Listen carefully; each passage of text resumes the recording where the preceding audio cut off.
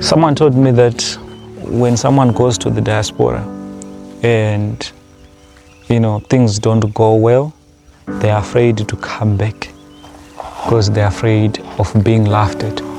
Have you ever reached that level saying, you know what, I want to go back home, but I'm not there yet? Yes, I did.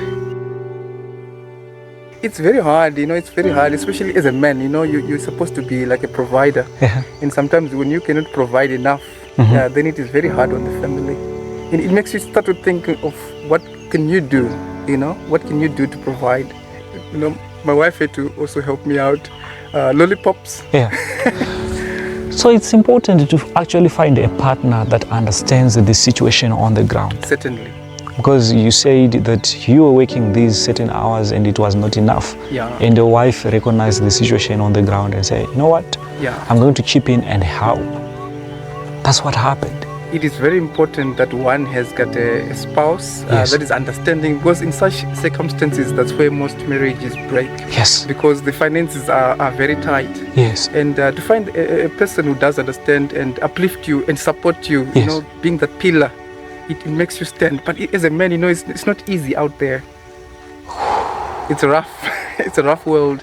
Going to South Africa for greener pastures doesn't always go according to plan. This is Mr. Sande and he's back here in Zimbabwe, deep in the rural areas of Seke. He has been in South Africa for many years, but this year he had to call it quits and came back. However, he expresses his emotions as he narrates his story of leaving his wife behind in South Africa. The idea for him is to first create a conducive environment for his family in Zimbabwe. The question is life going to be easy for him in Zimbabwe? You are back here in Seke, deep in the rural areas of Zimbabwe. Certainly. Yeah, so how is it? How long have you been back? It's been almost 2 weeks now. 2 weeks now? Yes, 2 weeks, yeah. 2 weeks? Yes, 2 weeks. You're serious? And how long have you been in South Africa? Well, I've been there for, on and off, I would say about 14 years. 14 years? Yeah, but I've been coming back home and, and going back and so forth. Yeah. So home is home? Home is home. So where are we right now?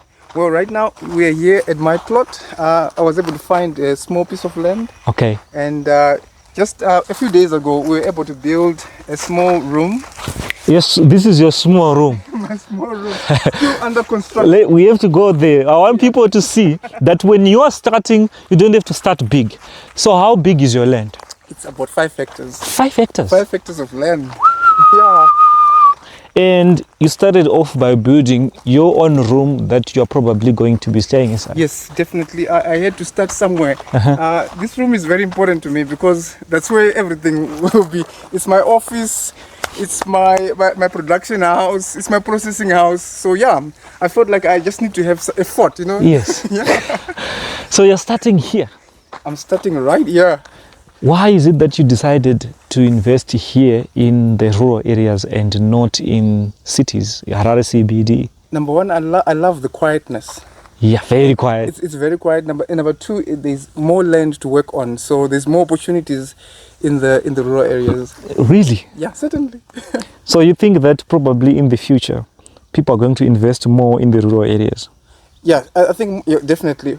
Especially people in the diaspora. I think most diasporans are going to invest in the rural areas. Yeah. So guys, those who are in cities, those who are in Harare, the time is now. If you get an opportunity to get land deep in the rural areas, please use that opportunity. And at the end of the day, if we are to look at a bigger picture, everyone has a rural home. Definitely. And you can start either somewhere else, as long as it's rural areas, you can do different projects. So you believe that if you trust your own process, you're going to do well here? For sure. Definitely, I believe so, yeah. What kind of projects are you looking forward to do here? Well, one of the projects I want to do is actually to provide Seke with day-old chicks. So, day-old chicks? Yeah. Amazing. So the house is almost there, it's almost done. It's almost done. I think in about a week's time it will be plastered and yeah, it will look different from what it looks like right now. Are you not scared to take this journey here deep in the rural areas where there's limited opportunities? Sometimes they say that where people are running from, away from, that's where the opportunities are. You know, where the problems are, Yeah. that's where the opportunities are. I think it was Mr. Jack Ma who said something like that. So I believe the opportunities are here. They are here. Yeah. What made you to come back here in Zimbabwe, to come back home? What made me to come back home was the desire to have, if I could put it like financial freedom. Financial freedom. To be able to do what I want to do, you know, what I like to do. Yeah, and to like, for example, even to put the children in good schools and everything like that. So I felt like if I could create my own opportunities, I Yes. could do that. You know, here in the rural areas, we wait for rain season to do projects, to do agriculture. Yes. But things are about to change. I think it's high time that we create our own employment in the rural areas, doing projects throughout the year. Yes. Having people like you with that mindset in the rural areas, it's a game changer. It is, especially for the grandmothers all around here. Some of them, I see them doing like, you know, broiler farming. Yes. And they have to go to town to get some of these chicks, and that costs them a lot of money. So I realized that, you know what, I want to be of great help, you know, to the people around here, so that they can save some few coins and reinvest into their businesses. 10 years ago, have you ever thought that one day you end up in a rural area? You know, I was actually scared of snakes, but I was really serious. But you know what? As you grow, you know, your desires. If you've got this desire, a very strong desire, I believe you can do anything. And you're here. Yeah, and I'm here. I'm here. Some people are running away from rural. And you're here on this land, 5 hectares. 5 hectares of land. You know, they say Rome was built one brick at a time. Yeah. Right? So I believe it can be done as well, even here in the motherland. I want to talk about your life in the diaspora, your life in South Africa. Certainly. How was it? Life as a diasporian, it doesn't matter whether you're in the UK, Yes. Australia, Yeah. South Africa, wherever in the world, it's got its own challenges, if I could put it like that. You know, you never really feel much at home because you are not at home. So it's got its own challenges, yeah, for sure. What are the challenges that you faced in South Africa? You miss home. You definitely miss home, and sometimes there's limitations to what you can do. You know, like you can't get as much land, you know, out there. Yes. Like you could do at home. Yes. So yeah, definitely. Okay, so were you working in South Africa? Where is your family? Right now, my family is currently in Cape Town. Cape Town? Yeah, they're in Cape Town. Yeah, South Africa? in South Africa. And you're here. Are you planning to take them here, to take them back? Yes, I'm the pioneer, as you can see. Yes. You know, I have to come and do all the ground setup. Yes. And then once everything starts running, then they're gonna join me next year. I'm hoping next year they're joining me. Amazing. Yeah, there's so much things I need to do here, like to get the toilets, the water running, and so forth. Yeah. So are you going to put a tank here? Yeah, definitely. That's part of the plan. That's part of the plan. After drilling, we're gonna be putting a tank, one of those Jojo tanks. Yes. When people go to South Africa, it's 50-50. Yeah, For others, it could be the land of opportunities. certainly. And for others, it's not like that. Yeah. In your case, what was it? I would say, yeah, almost like 50-50. You know, sometimes you go through a hard time where you can go for sometimes years, you know, without working. Really? Yeah. There was a time I actually went over like 4 years and I could not work. 4 years? Yeah. The reason why I'm shocked, I mean, people when they go to South Africa, they think it's all that. They think probably you're going to find a job within a month. I guess sometimes it depends with your luck. But even for the people there themselves, they also struggle. You know, it's a struggle for everybody. And I also faced that struggle as well of lack of unemployment. Yeah. What was your struggle? You know, probably when you were employed, or can you explain to us? You know, sometimes it depends on the type of work that you're doing. Sometimes you can work long hours. Long hours? Yeah. And not be compensated very well. How many hours are we talking about? Over 13 hours. 13 hours? Yeah, and above a day. So, life in South Africa is not all that. Not for everybody. I think for most people it is a rough place, even for the citizens themselves. It is a rough place, yeah. There's a huge divide. I mean, yeah, South Africa is the most divided country when it comes to, like, let me say, the finances. Yes. There's very few people with more finances, and then 90% of the people are in poverty. So it is a hard place. It is a hard place. Someone told me that when someone goes to the diaspora and, you know, things don't go well, they're afraid to come back because they're afraid of being laughed at. Have you ever reached that level saying, you know what, I want to go back home, but I'm not there yet? Yes, I did. I think it was in 2008. I think everybody knows that 2008 was a rough year. Yes. And I remember my mom once called me and she said, just come back. But you know, sometimes there's this little pride thing, you know, inside of you, be thinking, man, if I go back, I hardly even have like, you know, 200 rands in my pocket. And I can even share another experience. Like I said, it was hard. I remember in 2012, my mom passed away, and both me and my wife. Yeah, it's fine. Both me and my wife were not working. I had 10 rands in my pocket. That's like what?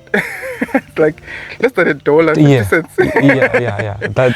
And you can imagine now. You're thinking you're that far, and you don't even have money to go into town. Let's go out of the country. So it's hectic. Sometimes it happens like that, you know, you get situations like that. How did you manage? Luckily I had a few friends who chipped in and just to get me a bus fare, and there I was coming back, and yeah, you know what usually happens in Zim, people get buried so quickly, especially because there's no money. So when I got here, my mom was already buried. And some of the people couldn't even recognize me because I was so thin, you know. But that is life, you know. Life is like that. Sometimes you go through some really tough times, as a man, as a woman, as a child, as a family. It's not easy. It is not easy out there. It is not easy. So, when you came back, what have you noticed so far in Zimbabwe? I mean, what do you think that there are opportunities here in Zimbabwe? I've noticed that most people are entrepreneurs. Most people are doing their own little bit of a business because that is what they can do. So there's more entrepreneurs in Zim than I've noticed in other places. I've been to Namibia, you know, Mozambique, Malawi, but in Zim there's more entrepreneurs. Most people are hustling and they're doing their very best. Why do you think it's so? It is so because there is a lack of jobs, and I think you know, with the sanctions which were there, I think they played a huge part in most of the people leaving the country, and so right now people are doing whatever they can to survive.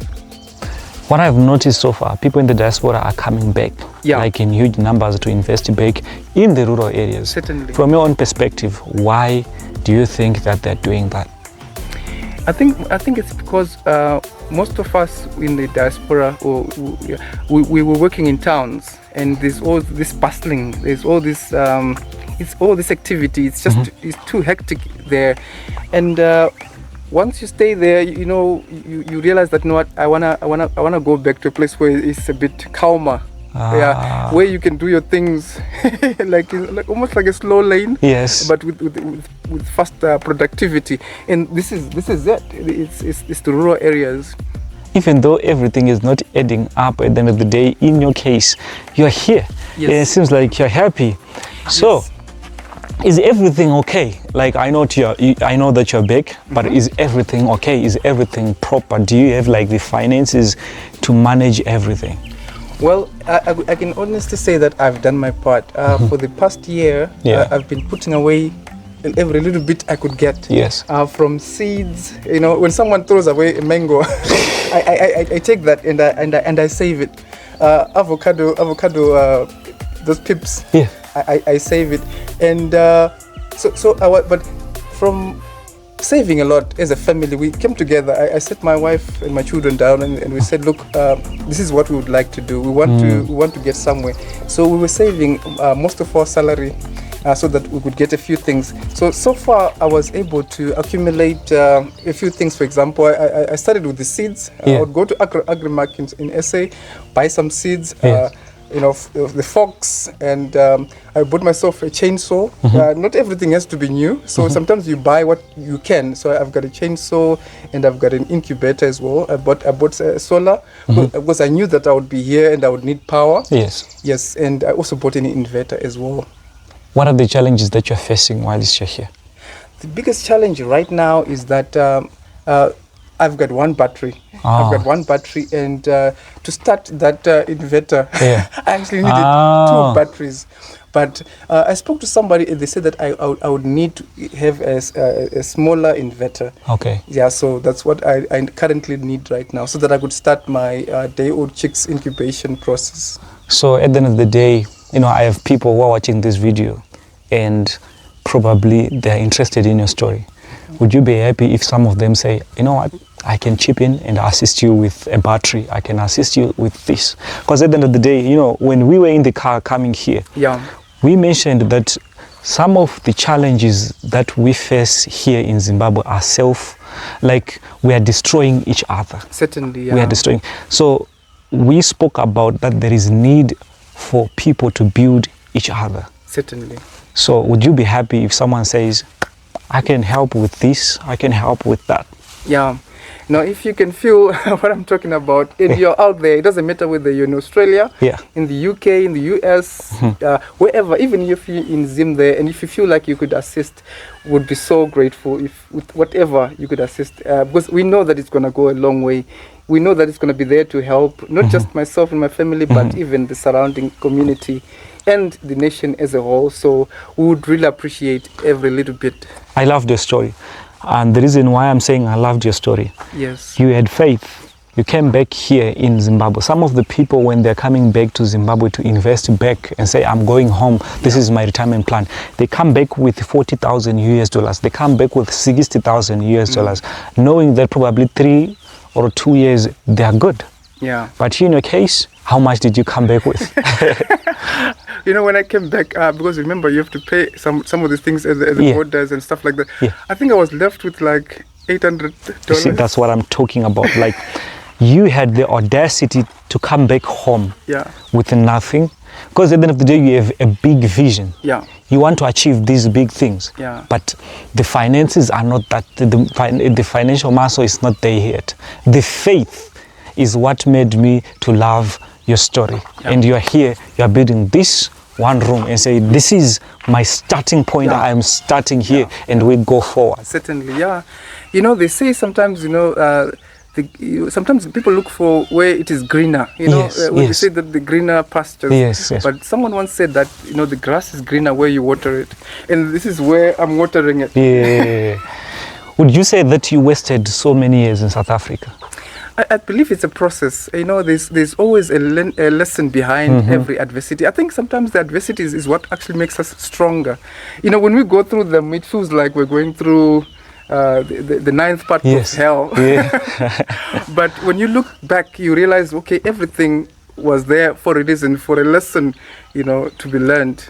So I'm grateful that it made me what I am today, to have that faith, to have that desire to say, look, I can start somewhere, you don't need to have everything in place to get started. That's what I always tell people. You don't need to have everything to do any type of project. You can start small.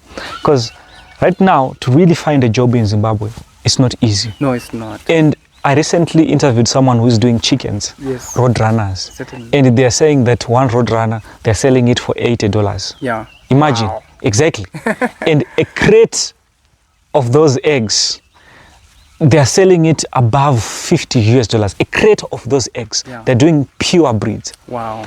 But it seems like our ideas are more theoretical than practical out there. People here in Zimbabwe, they are waiting for a savior to come and say, I'm giving you employment. I'm happy that you mentioned that there are more entrepreneurs here in Zimbabwe.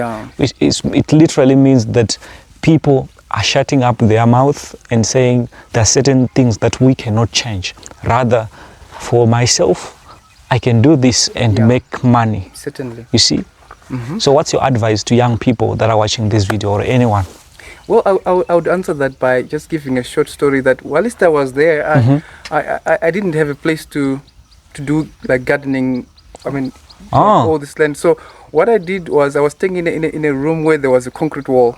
So I went into town, got some tires, Yeah. I had them cut in half, and then I put soil in there and compost, and then I started growing my tomatoes in there. So I realized I could grow the tomatoes above my room, and potatoes and spinach and beans. So I thought to myself, you know what, if I could do this in a small place, Yeah.